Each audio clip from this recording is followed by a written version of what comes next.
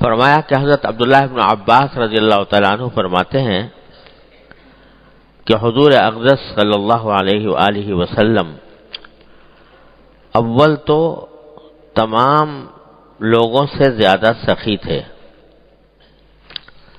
کوئی بھی آپ کے سخاوت کا مقابلہ نہیں کر سکتا تھا کہ خود فقیرانہ زندگی بسر کرتے اور عطاؤں میں بادشاہوں کو شرمندہ کرتے تھے۔ اپنی حیات طیبہ اگر دیکھو تو انتہائی سادہ، مکان بھی پکا نہیں اور بستر بھی معمولی، تکیہ بھی معمولی، لباس بھی عام طور سے معمولی انداز کا۔ حضرت فاروق اعظم رضی اللہ تعالیٰ عنہ ایک مرتبہ نبی کریم صلی اللہ علیہ وسلم کا جو گھر مبارک تھا اس کے اوپر ایک بالا خانہ بنا ہوا تھا، اوپر کا ایک کمرہ تھا جس میں سیڑھی چڑھ کر جانا ہوتا تھا۔ عام طور سے تو قیام نیچے رہتا تھا گھر میں، لیکن کبھی خاص مواقع پر آپ کا اس اوپر کے کمرے میں بالا خانے میں بھی قیام فرمانا منقول ہے۔ ایک مرتبہ آپ کے پاؤں میں چوٹ لگ گئی تھی، اس کی وجہ سے اوپر مقیم رہے تھے۔ ایک مرتبہ اور بھی اپنے ازواج مطہرات سے کو کچھ ناگواری کا اظہار کرنے کے لیے اوپر تشریف لے گئے تھے، تو وہاں ایک مرتبہ حضرت فاروق اعظم رضی اللہ تعالیٰ عنہ فرماتے ہیں کہ میں جب اندر داخل ہوا حضور اقدس صلی اللہ علیہ وسلم کی اجازت لے کر آپ کے اس بالا خانے میں، تو میں نے چاروں طرف نظر دوڑائی تو عجیب منظر نظر آیا کہ ایک تو آپ لیٹے ہوئے تھے ایک ایسے بان کی چارپائی پر جس پر کوئی گدا بھی پڑا ہوا نہیں تھا، ننگی چارپائی، اور آپ کی جو ردائے مبارک تھی جو اوپر کے حصے میں پہنا کرتے تھے وہ بھی اتری ہوئی تھی، تو اسی حالت میں اس چارپائی کے اوپر آپ لیٹے ہوئے تھے۔ اس کا نتیجہ یہ تھا کہ جو چارپائی کے جو بان تھے ان کے نشانات آپ کے جسم مبارک پر نظر آ رہے تھے۔ اگر آدمی کوئی ننگی چارپائی پر ننگا لیٹ جائے بغیر کپڑے کے تو بانوں کے نشان انسان کے جسم پر نظر آئیں گے۔ تو اس حالت میں نے دیکھا کہ وہ بان، اب چارپائی الفاظ تو اس میں یہ آئے ہیں حدیث میں کہ وہ چٹائی کے نشان تھے، چٹائی کے اندر جو نشان ہوتے ہیں وہ آ گئے تھے۔ اب وہ پتہ نہیں چارپائی کے اوپر تھی وہ چٹائی یا زمین پر تھی، بظاہر زمین پر ہوگی، شاید چارپائی کا ذکر نہیں ہے وہاں پر۔ تو اس چٹائی کے اوپر لیٹے ہوئے تھے اور چٹائی کے اندر جو نشان ہوتے ہیں نا وہ آپ کے جسم مبارک پر پڑے ہوئے تھے۔ یہ تو آپ کی جس حالت تھی، جس حالت میں نے آپ کو دیکھا۔ پھر چاروں طرف نظر دوڑائی تو دو ایک کھالیں پڑی ہوئی تھی، یعنی کسی جانور کی خشک کھالیں، وہ کچھ پڑی ہوئی تھی، اور کچھ تھا نہیں سارے کمرے میں سوائے اس چٹائی کے اور ایک دو کھالیں پڑی ہوئی تھی۔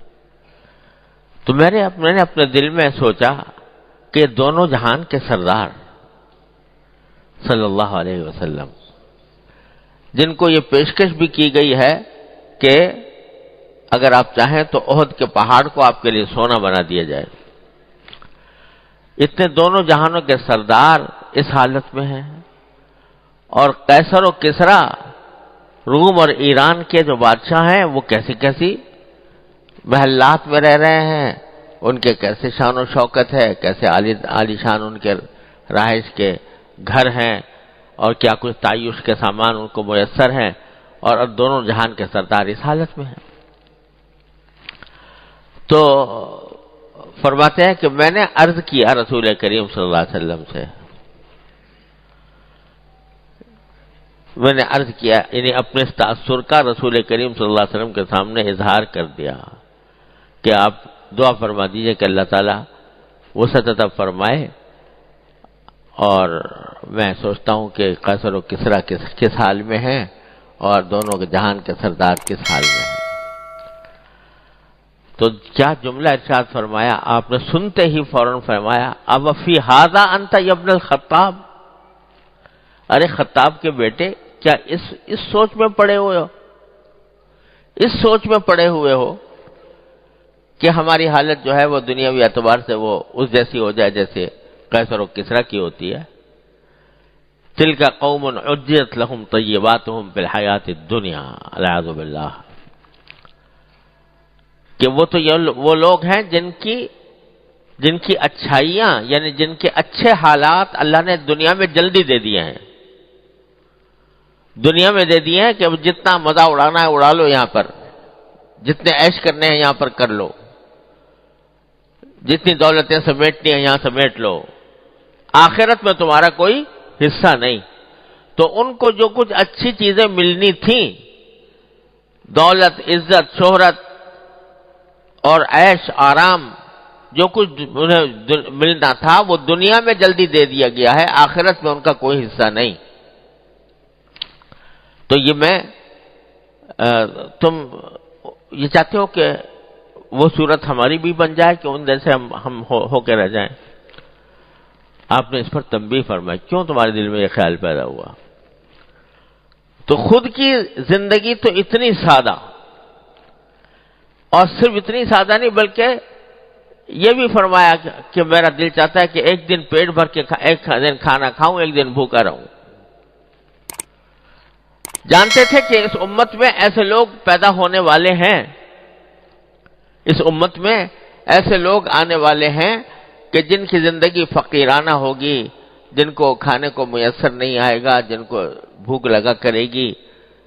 تو اگر میں پیٹ بھر کر ہمیشہ کھانا کھاؤں گا تو وہ کبھی سوچیں گے کہ ہمارے پیغمبر تو بڑے مزے کر گئے اور ہم فقر و فاقے کی حالت میں ہیں۔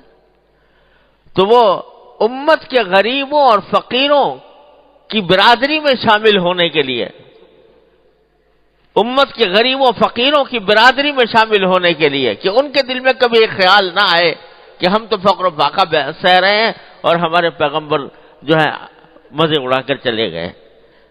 اس لیے دعا بھی یہ فرمائی کہ اللہم احیینی مسکینا وامیتنی مسکینا واحشرنی فی زمرۃ المساکین، اے اللہ مجھے مسکین بنا کر ہی زندہ رکھیے، مسکین بنا کر ہی مجھے موت دیجئے، اور مسکینوں ہی کے ساتھ میرا حشر بھی کیجئے۔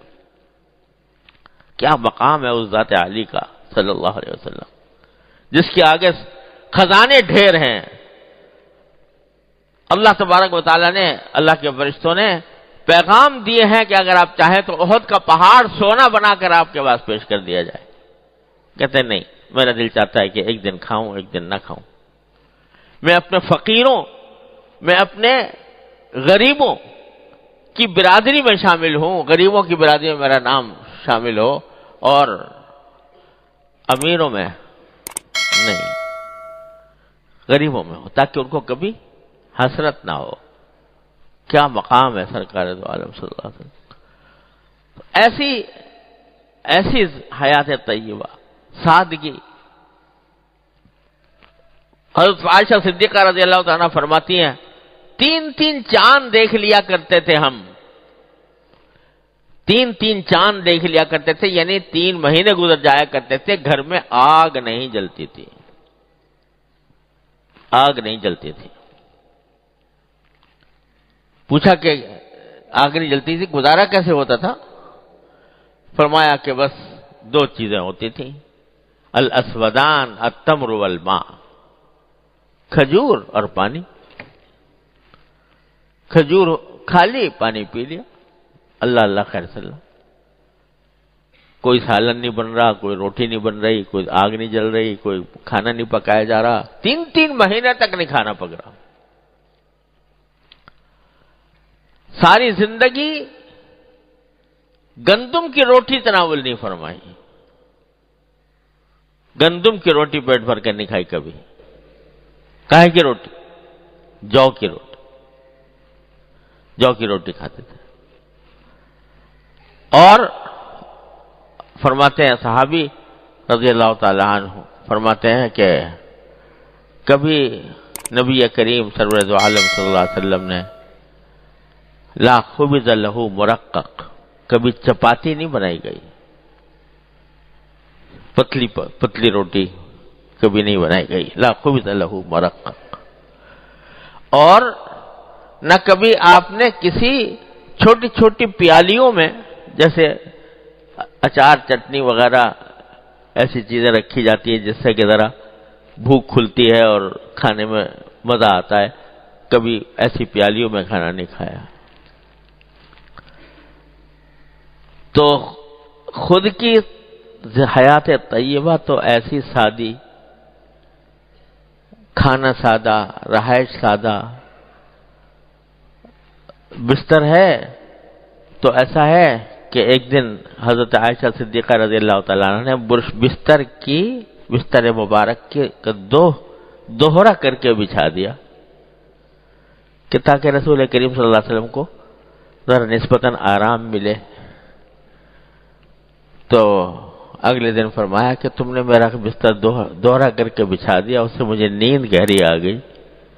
تو جس وقت میں اٹھا کرتا تھا، بیدار ہوا کرتا تھا، اس وقت بیدار نہیں ہو پایا. ایسا مت کرو، جیسے ایک گہرا ہی بستر رہنے دو. تو ایسی حیات طیبہ، سادہ، فقیرانہ، درویشانہ، ایسی حیات طیبہ. لیکن جب دوسروں کو دینے پر آئیں، جب دوسروں کو دینے کا مرحلہ آئے تو خزانے بہا دیے نبی کریم صلی اللہ علیہ وسلم. تو وہ فرما رہے ہمارے کہ کوئی بھی آپ کی سخاوت کا مقابلہ نہ کر سکتا تھا کہ خود فقیرانہ زندگی بسر کرتے تھے اور عطاؤں میں بادشاہوں کو شرمندہ کرتے